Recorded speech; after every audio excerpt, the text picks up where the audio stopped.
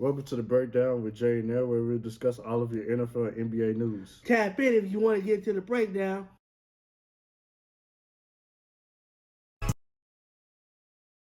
Welcome to the breakdown with Jay and Nell. I'm Jay, And I'm L. and today you guys will give you a little recap of Game Six. But before we get started, how's your week, L? Well, we were good, man. I That's definitely good. put that down. So,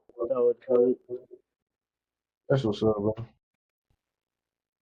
Yeah, how I was had a yours? good. It was good. Um, just chill, spent time with family, went to work. Nothing special. Good. Good. All right, we're gonna get into these NBA finals. Game Six. Pacers won 108-91. Let's go, So what, Pacers. so what are your thoughts about the game? Man, my thoughts were it was a good game, bro.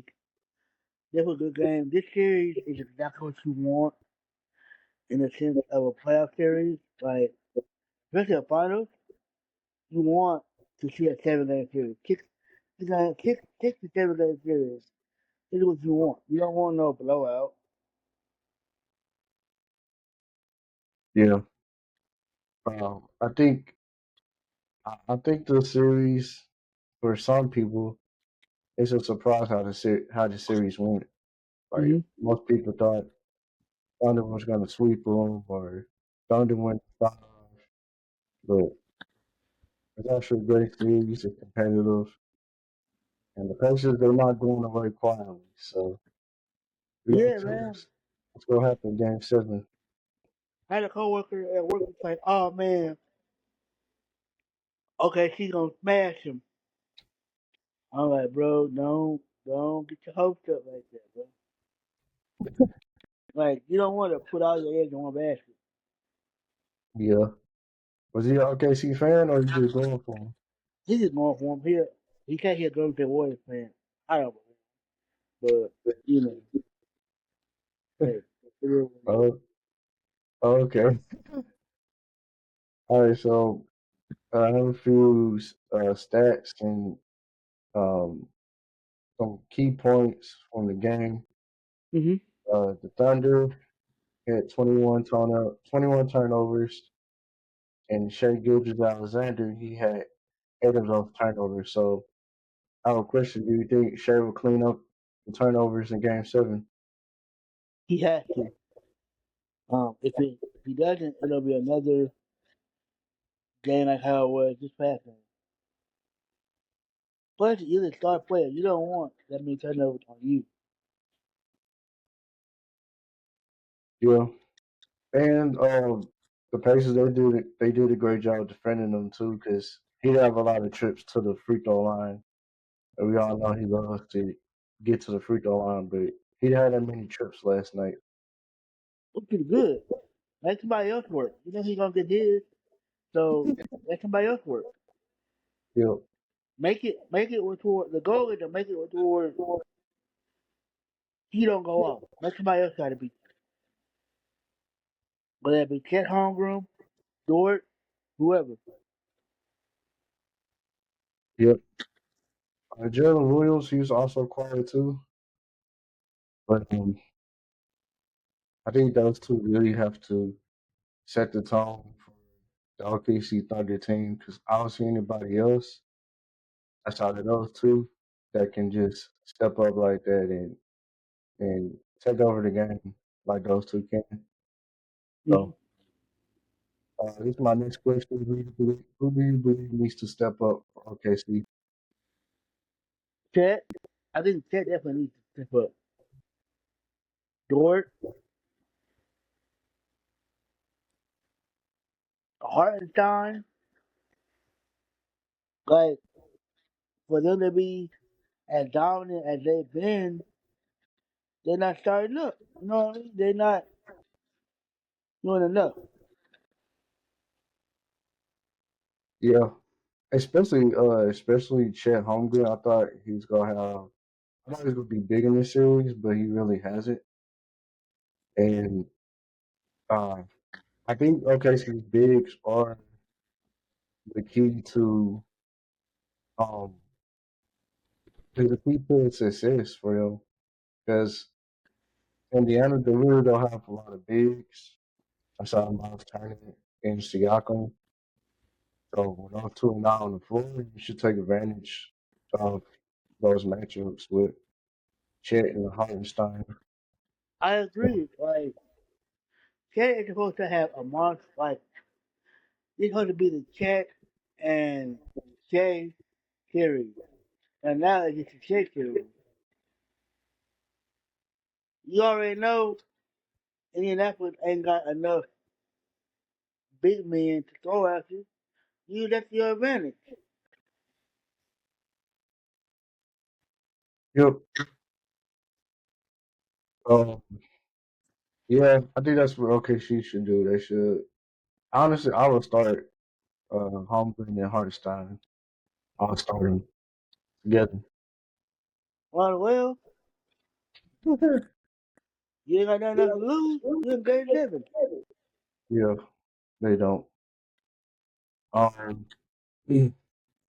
So if the Thunder end up losing the finals, who's to blame? Chet.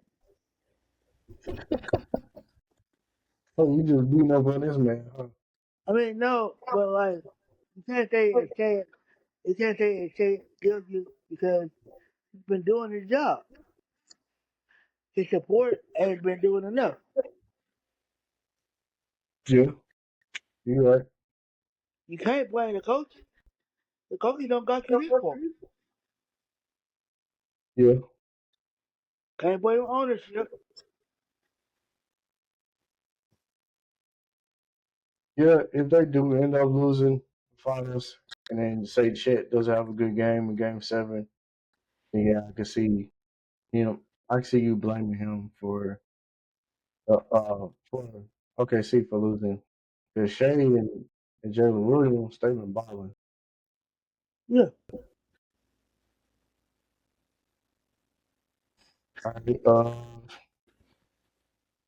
some little notes from the game. Alabama had 14 points. Siaka had 16 and 13 rebounds. TJ McConnell, he has been the unsung hero for the Pacers. He had 12 points off the bench. Obi Toppin had 20 points off the bench. The Mm-hmm. Pacers are also leading by 30 points going into the fourth quarter.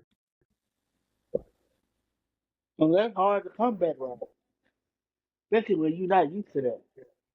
Yep. And hate to say it, OKC ain't used to coming back like that. 9 times out of 10, they're gonna be in the league. Yeah, So they because they're definitely, not used to that, it it rattles them a little bit. yeah, that basically pulls them out of their comfort zone. So, Yeah. I have two more questions. We have some NBA and NFL news to discuss. The question is, do you believe the Pacers can replicate this type of play in Game 7? Yeah.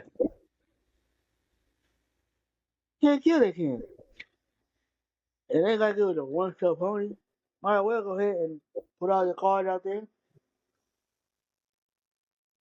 Yeah, what they did last night is what they did in Game 4, but they kind of took their foot off the gas in Game 4 and let the Thunder come back and beat them. But I think I could replicate this type of success.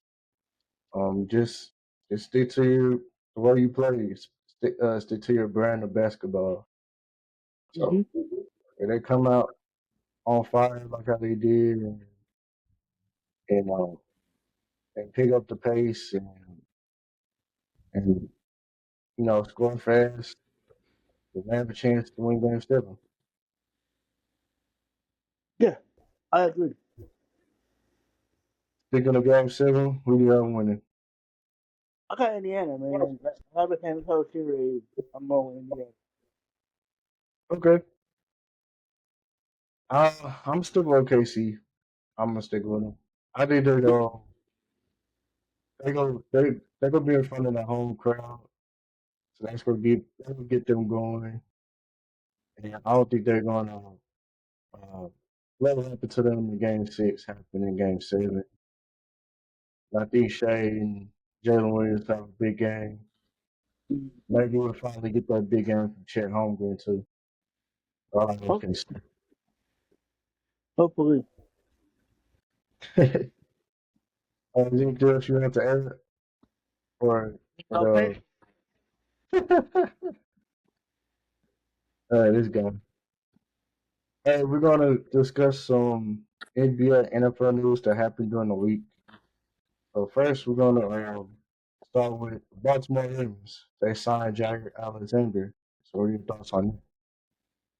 That was a shocker. I didn't think he was gonna go to them, but it bolsters up Baltimore defense a little bit. So that's always good. Yeah, He a solid number one or number two corner, so it's always good. yeah. I like the move a lot. I actually had Baltimore as one of my landing spots for him. Either Baltimore or Buffalo, maybe even Kansas City, but somebody in the AFC. In Baltimore, they got him. And I didn't know him and Lamar Jackson were college teammates back in Louisville. I That's mean, even better. they got drafted in the same year too. So um, I feel like that was cool. They were college teammates, and Lamar Jackson, he was lobbying for him. He was like, "Y'all got to get him on the team." And people in the front office, they listened to him. And they signed Yeah, him, and every like, yeah, I'm, but whenever players do that, it don't never turn out good. Like whenever they be lobbying for a player, it never turns out good. They either be subpar or not enough. yeah. And it's crazy because it happened the same as that, not the same as that day, but like after Lamar Jackson asked them to get him, the next day that's when they got him. So that was kind of crazy. That is crazy. I like the overall fit. He fits with them. I think he'll fit in like a glove. I think he's gonna fit in well. He doesn't have to be the number one guy to have other corners there, and I think he fills out that room because I saw the Marlon Humphrey and their draft pick Nate Wiggins. They don't really have like good cornerback depth. So he asked that, and I like that for him. Exactly. Exactly. Like, that added depth is gonna come in handy, especially during the playoffs. Yep. All right, let's move over to the Orlando Magic. They traded for Desmond Bain. Magic got Desmond Bain in Memphis. Um, gets 4 first-round picks, Contavious Caldwell Pope, and Cole Anthony. So, what are your thoughts on the trade?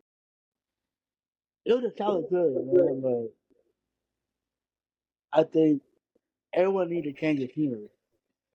And the picks they got for him, you can't beat that. You got four first round picks. You can't beat that. Yeah, I like the move for the Magic because they need another playmaker. Mm-hmm. And Desmond Bain, he can handle the ball a little bit too.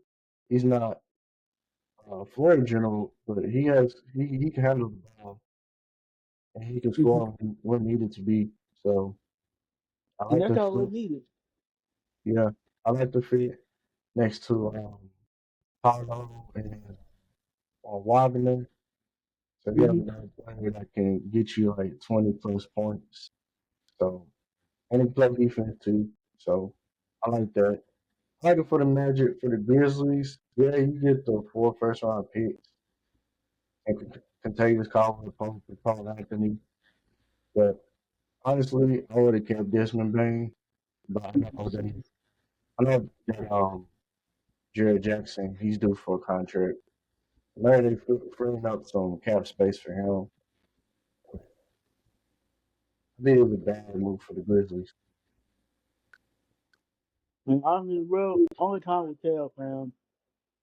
We got a whole off season to let to marinate and everybody get acclimated to the new city and get on the popping. Yep. All right, let's move on to Kevin Durant. We all know Kevin Durant. Trade rumors. He's going to get traded sooner rather than later. But he released his list of teams that he'd like to get traded to. Uh, his number one destination is San Antonio. Number two is the Rockets. And number three is Miami. So which team do you think is the best fit for Kevin Durant? San Antonio, either San Antonio or Houston, because they're younger, so they can kind of rejuvenate him and bring him back. They're old, they're young KD. Yeah, And I mean, I understand why you want to play in Texas because not only did he play at Texas, but we ain't got no tax. He can get more money and all of that good stuff. So I can understand why. yeah, Florida, the only thing about Florida is the weather.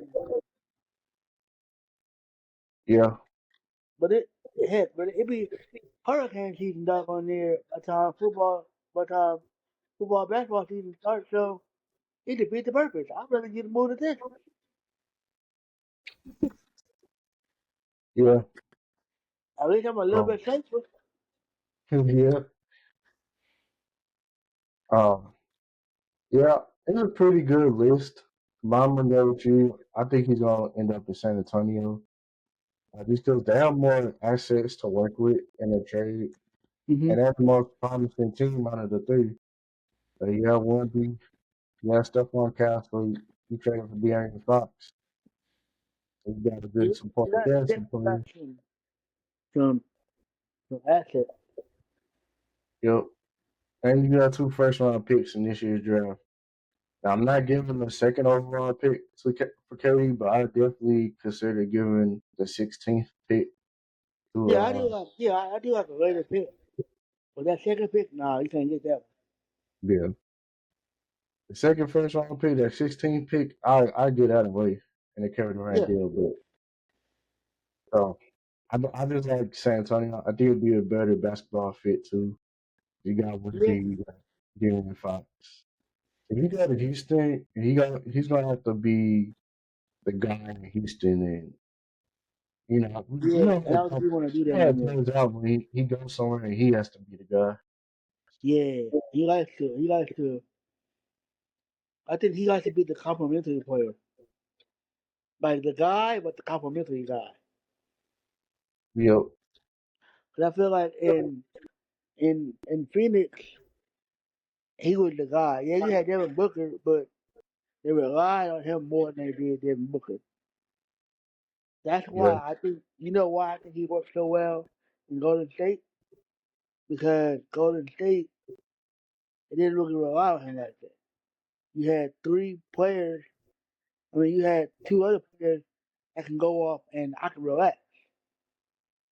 Or if they go off on the third, I mean, if they go off in the third and you only need me in the fourth, that's even better. yeah. So we'll see. Um, I think the trade's gonna happen. I think it's gonna happen maybe sometime this week, probably before the draft or maybe during the draft. Yeah, probably so. It's gonna be quick. It's gonna be real quick. Yep. You have anything to say about Kevin Durant? No, good luck wherever you go. Yeah, it's definitely Uh, gonna be before you retire. So yeah, because I think you're obviously a Hall of Famer, but I think eventually, bro, you get tired of hooping. Like you rather hoop for the love of it instead of get your money. Yeah. Shoot. All right, we're gonna move over to. I know you heard about this, but the Los Angeles Lakers, the Bus family, they sell the Lakers for 10 billion to LA Dodgers owner Mike Walter. What are your thoughts about that? That's crazy. I don't think anyone saw that coming. And that doesn't help the Bush family out. Like I know I got 10 billion, but that's still a legacy. I've been around this my whole life, and you still like let it go. It's crazy.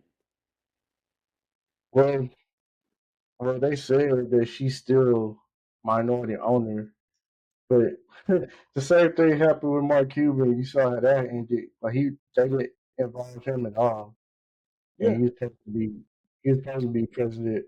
He was supposed to have the title of president of basketball operations, but they yeah, ended up like giving it to it Nico. did worth it. Yeah, Like it did worth selling your something that you worked for all your life to get to this point, and you get to it, and you just sell it. Is it worth it? Are you gonna be happy with yourself in the long yeah. She's probably tired, honestly, because that's a that could be a stressful job, being the owner of the team and being the president of the team. Like that could be stressful. And she's older, so she's like in her 60s. So I don't Yeah, blame her. I don't blame yeah. her for After a while, you that. get kind of tired doing that. You be like, man, maybe we should hire somebody for this. Yep. Anyway, Well, we'll see what the Lakers gonna do with this surprising sale. it ain't gonna be good. I don't think it's gonna be good, but whatever. All right, this is our last topic we'll talk about. Is the Dallas Cowboys cheerleaders. They get a pay raise. So at first they was making $15 an hour. Now it's jumped up to $75 an hour. They should have been made that increase. Like this is very late. Like I don't know why they act like cheerleaders aren't necessary. Like you need them to. Yeah, They draw eyes just like the football players draw. yeah. I know And they I know they don't play football, but they matter too. yeah, and what type of livable wage is that? Like 15 an hour? That ain't no livable wage. That forces them to have another part time job or another job. Yep. So I mean, at least they get a livable wage. Yep. I'm happy for the cheerleaders. I'm glad that they're getting paid the money that they're worth. They also have a Netflix series that I can check out. So pretty sure they can make money off of that too. But all that money does go to them. So I'm glad that they were able to get a pay raise. That's probably why they were able to get such a decent pay raise. Yeah. Well, that's all I have for you guys today. El, is there anything you want to add? Make sure you guys check out Think About the Grown Folk every Wednesday at 8 p.m. Central Time. If you want all the gossip and all the book recommendations, check them out. They are a great show. Yep. Y'all make sure y'all check out that show. It's a great show. If you like celebrity news and things that are going on in the world, check out that show. But continue to support us on all our social media accounts: TikTok, Facebook, Instagram, Twitter, and we'll see y'all in the next one. We'll be back next week to talk about the NBA draft. Deserve. So y'all be blessed, y'all be safe, and we'll see y'all in the next one.